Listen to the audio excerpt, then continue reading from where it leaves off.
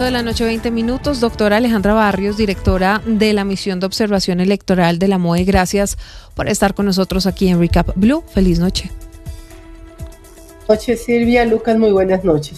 Como siempre es un gusto saludarla y quiero preguntarle, ¿los colombianos podemos estar tranquilos en cuanto a la seguridad de cara a las elecciones del próximo año?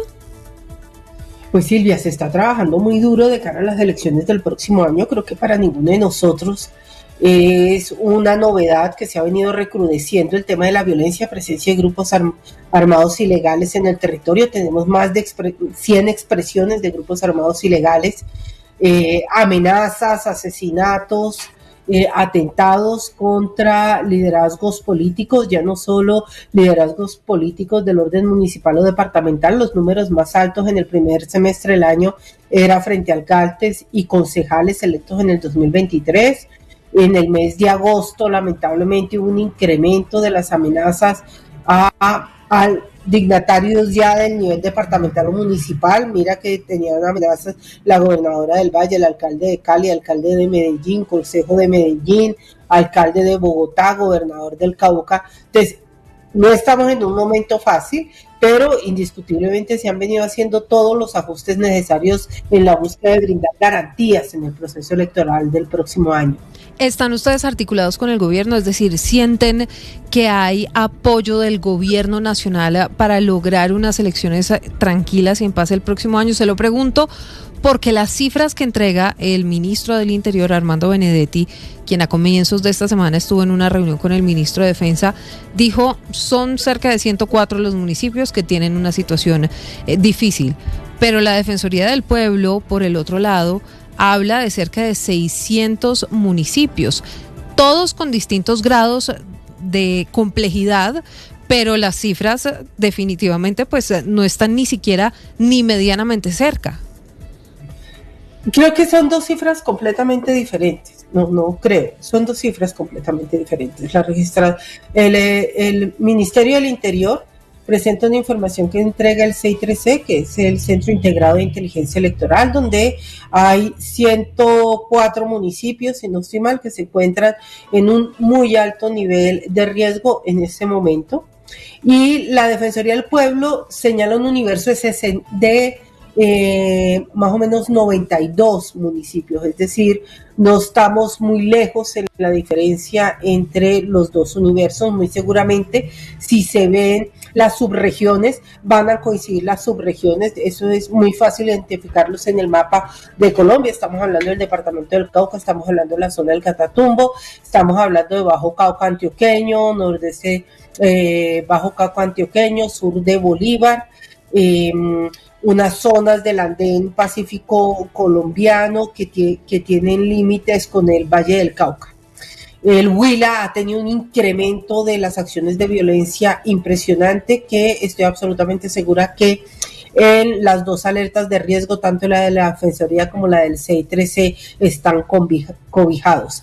¿Qué hace la Defensoría del Pueblo? Un barrido de los 1.103 municipios más 18 corregimientos departamentales, y ese es muestra como la totalidad del universo del país, y a cada uno de los municipios le hace un análisis de riesgo. El CI3C hace lo mismo, pero solamente lo que anuncia el ministro del Interior son aquellos municipios que tienen un nivel extraordinario de riesgo, de manera particular por presencia de grupos armados ilegales. La Defensoría ve también las afectaciones de los derechos humanos. Entonces, lo que estamos encontrando es que hay unos corredores identificados por no solamente ellos, sino que creo que por todos los que hacemos un seguimiento en mapas de riesgo para las próximas elecciones. Y aquí lo importante, más que las diferencias, es cuáles son las coincidencias, porque esos universos de municipios es sobre los que tenemos que trabajar. Claro, doctora Alejandra, ¿cuáles son hoy los departamentos que más preocupan? Los que tienen mayor riesgo de cara a las elecciones por temas relacionados con violencia, pero también presiones para el trasteo de votos, etcétera. Todo lo que pasa en un año electoral. Pues mira, hay unos departamentos que están claramente identificados. El departamento del Cauca, en lo que tiene que ver con presencia de grupos armados ilegales, acciones de amedrentamiento no solamente a la población, sino también con una gran capacidad de acción para afectar a las fuerzas armadas colombianas. Digamos que el departamento del Cauca es el departamento sobre el que hay que establecer una acción prioritaria. Una subregión, que es la que acabo de señalar, que a principios de año tuvo una emergencia, no solo una emergencia humanitaria, resultado del enfrentamiento entre el ELN y el Frente 33, que es la región del Catatumbo.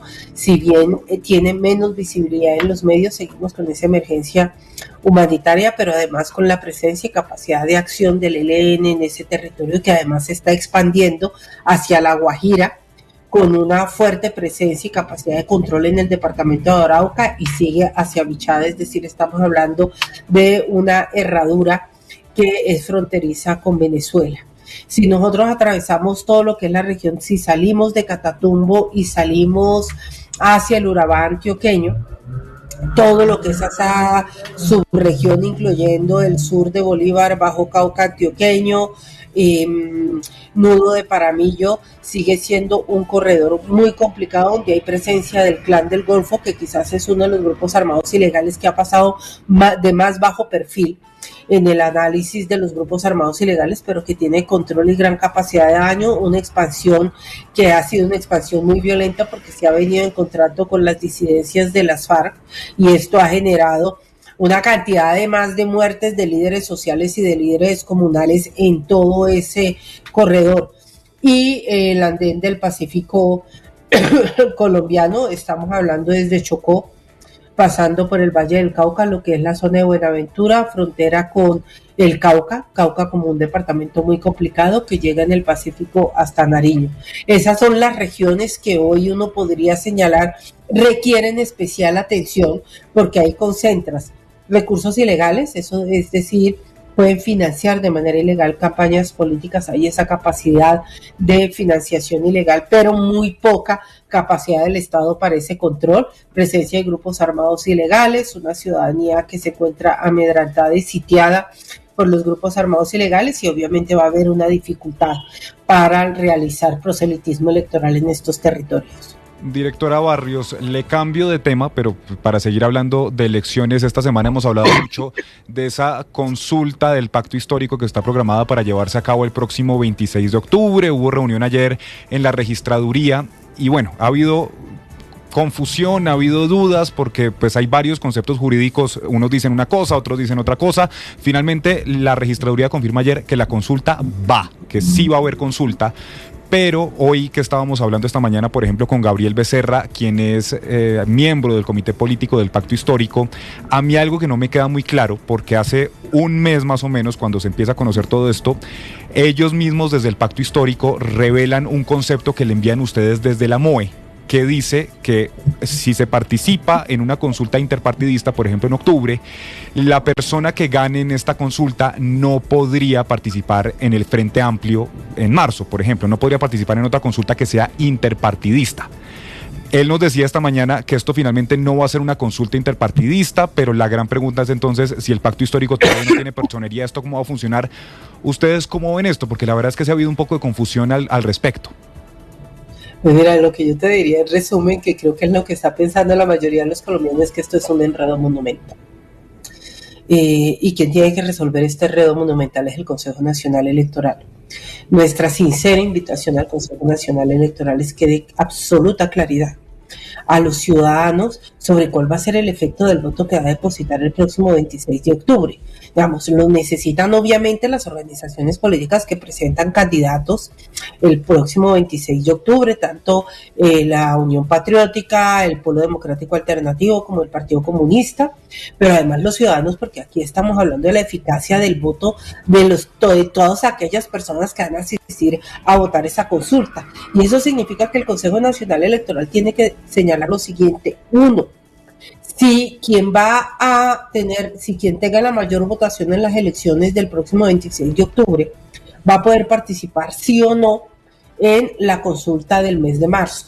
¿Por qué no tenemos claridad, Lucas, al respecto?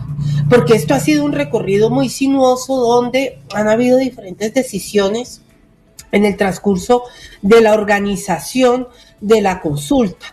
Eso ¿qué ha pasado ahí? Tuvimos unas organizaciones políticas que solicitan una fusión, una decisión del Consejo Nacional Electoral que dice que esa fusión se puede dar, pero una vez se superen unas investigaciones, se definan los resultados de unas investigaciones que tienen algunos de estos partidos, una tutela de por medio que establece y habilita la posibilidad de la existencia durante un tiempo del pacto histórico como organización política, lo que termina habilitando una consulta con unos candidatos que se inscriben con su propia personería jurídica de estos partidos, pero que además se inscriben bajo la sombrilla también del pacto histórico. Pues hay unas reglas que estaban diseñadas no para un escenario tan confuso, sino que señalaban que cuando se está hablando de una consulta interpartidista, el resultado de la consulta interpartidista es de obligatorio cumplimiento, que no podía participar en otra consulta. Entonces hoy estamos en una consulta,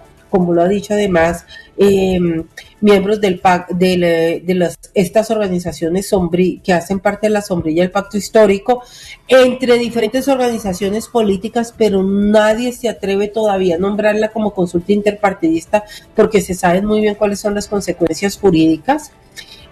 Estas organizaciones políticas señalan que se presentan bajo la sombrilla del pacto, pero ya hoy el pacto, vía tutela, pues ya no está. La protección que dio a la tutela. Entonces, ¿qué es lo mejor? De verdad, la invitación a que el Consejo Nacional Electoral señale claramente cuál es el efecto que tiene la votación de los ciudadanos colombianos frente a la persona que saque la mayor votación el próximo 26 de octubre. Solamente es el Consejo Nacional Electoral quien puede dar esa claridad y nos dejaría de estar elucubrando, pero sobre todo de esta incertidumbre jurídica que puede llegar inclusive hasta el mismo mes de marzo, y como han estado desarrollándose este proceso electoral, no sería lo más beneficioso para el país. Claro, pero para ustedes en este momento, usted nos dice, nadie se atreve a llamarlo así, esta sería hasta el momento, usted nos dice, falta que se pronuncie el Consejo Nacional Electoral, que sería lo mejor que puede pasar para de una vez despejar todas las dudas y que quede todo claro de en qué términos se van a hacer estas consultas.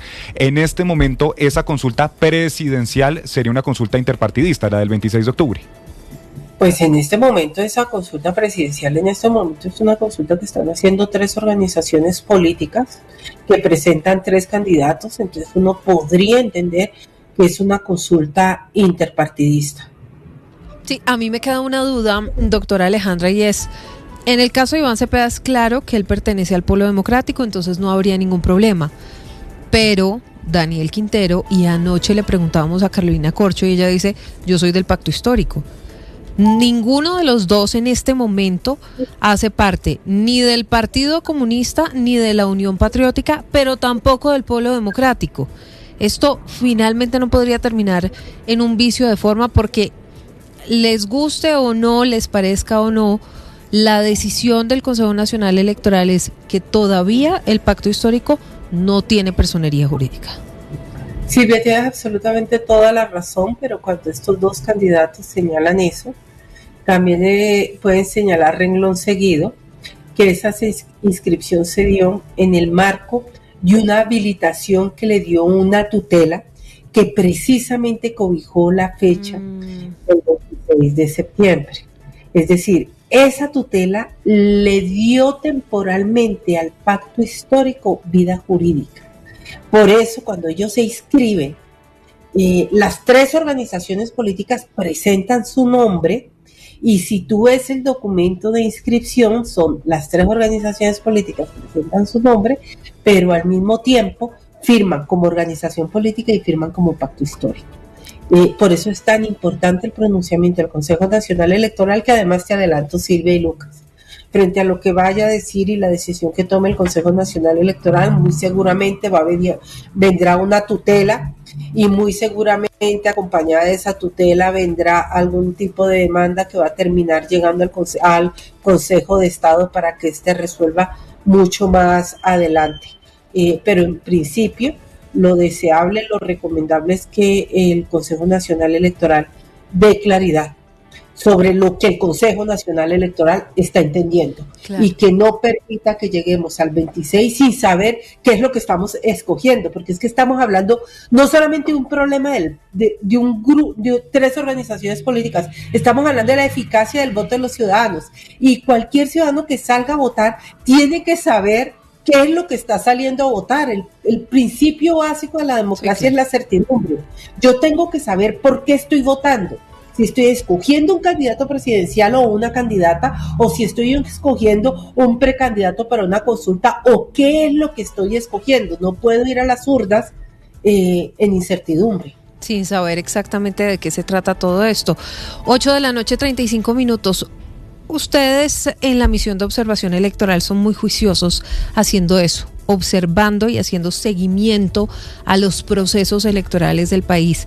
Y por eso quiero preguntarle, desde la misión de observación, desde la MOE, ¿ustedes han detectado algún tipo de participación en política del presidente Gustavo Petro o de sus ministros? Se lo pregunto porque ya hubo por lo menos jalón de orejas del procurador Gregorio El Hash. Ese jalón de orejas es un jalón de orejas que la Procuraduría hace de manera adecuada. Nosotros, Silvia, lamentablemente tendríamos que tener una ley que defina de manera clara, sobre todo para las altas dignidades del Estado, que se entiende por participación en política. Lamentablemente no se ha logrado avanzar en ese sentido en el Congreso de la República.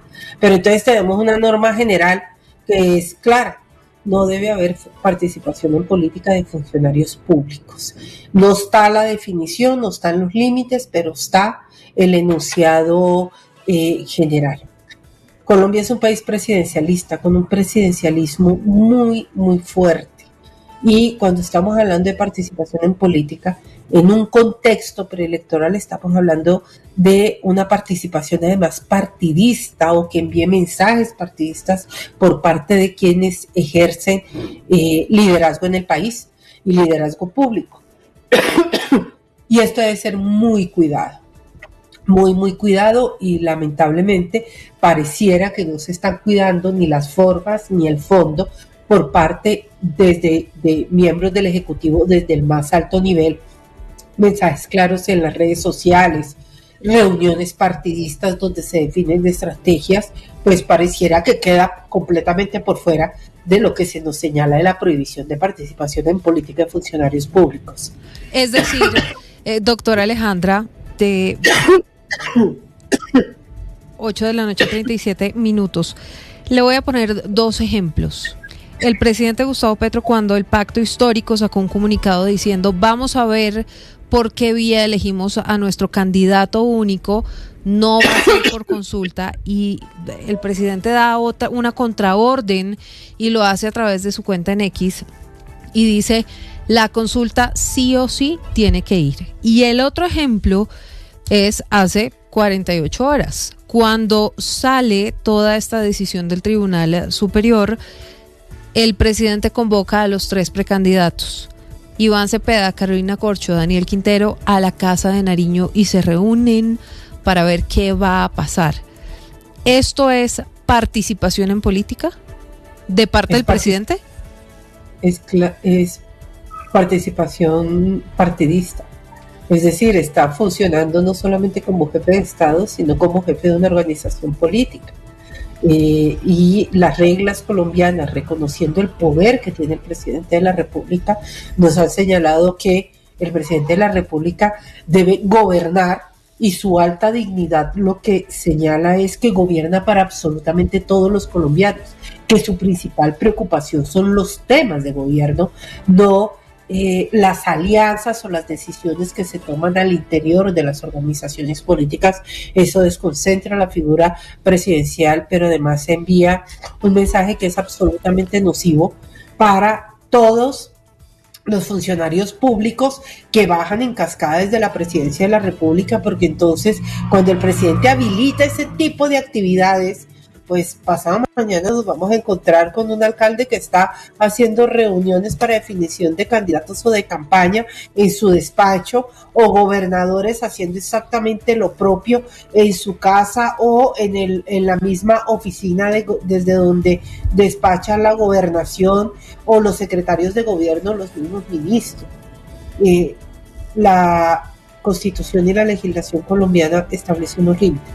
No los hemos desarrollado en ley, pero creo que todos somos conscientes de los efectos nocivos que eso causa, porque empezamos a ampliar las barreras, derrumbamos las fronteras, y lo que vamos a tener posteriormente en un país tan centralizado como este, funcionarios públicos de muy alto nivel con gran capacidad de decisión y de impacto, tomando decisiones como si fueran jefes de partidos y no como alcaldes, gobernadores, ministros o presidentes de la República.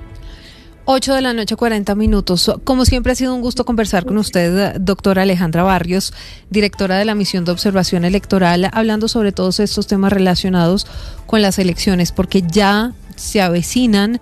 Arrancamos en marzo con legislativas y luego mayo y junio, si hay segunda vuelta, con presidenciales, y la situación del país es bastante delicada, pero además pasa por temas relacionados con la incertidumbre, con este tema del que estábamos conversando sobre lo que va a pasar con los precandidatos del pacto histórico, que todavía no tiene personería jurídica, y por supuesto la influencia del jefe de Estado dentro de toda esta contienda. Gracias, y volvemos a hablar, por supuesto, en las próximas semanas a ver cómo avanza toda esta situación, especialmente de cara, por ahora, a la consulta interna del 26 de octubre. Silvia, muchísimas gracias por la invitación. Gracias a usted y feliz